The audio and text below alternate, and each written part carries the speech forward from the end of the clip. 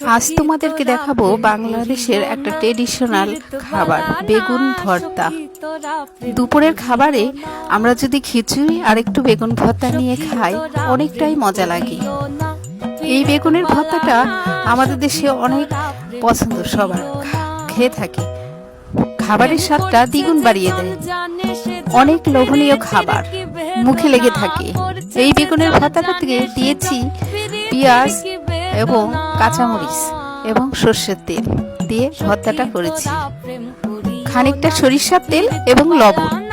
সুন্দর করে হাতটা ধুয়ে তারপর হাত দিয়ে আমি চিটকে চিটকে এই ভর্তাটা তৈরি করেছি।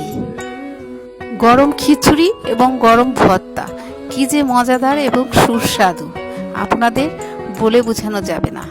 একবার খেয়ে দেখুন।